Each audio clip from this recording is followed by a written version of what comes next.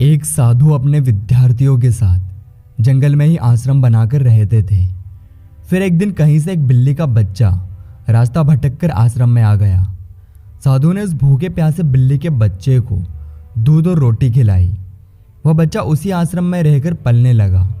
लेकिन उसके आने के बाद साधु को एक परेशानी होने लगी कि जब वो शाम को ध्यान करने बैठते तो वह बच्चा आकर उनकी गोद में चढ़ जाता और कभी कंधे या सिर पर बैठ जाता। तो साधु ने अपने एक विद्यार्थी को बुलाया और कहा, देखो, मैं जब शाम को ध्यान पर बैठने जाऊं उससे पहले तुम इस बच्चे को दूर किसी पेड़ से बांध दिया करो।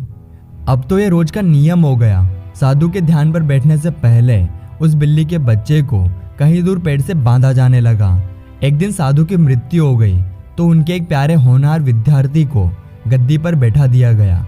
अब वह भी जब ध्यान पर बैठने जाता तो वह भी बिल्ली के बच्चे को पेड़ से बंधवा देता। फिर एक दिन तो अनर्थ हो गया।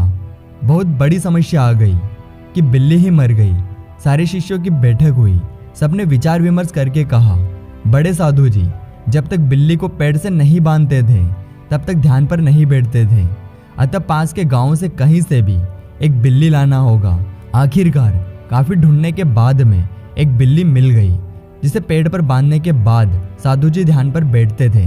विश्वास करें, उसके बाद जाने कितनी बिल्लियां मर चुकी थी और ना जाने कितने साधु भी मर चुके थे। लेकिन आज भी जब तक पेड़ से बिल्ली न बांधी जाए तब तक साधु जी ध्यान पर नहीं बैठते थे। कभी उनसे पूछो तो वे कहते हैं, यह तो हमारी परंपरा बन गई है। हमारे पुराने सब गुरुजी भी यही करते आए हैं।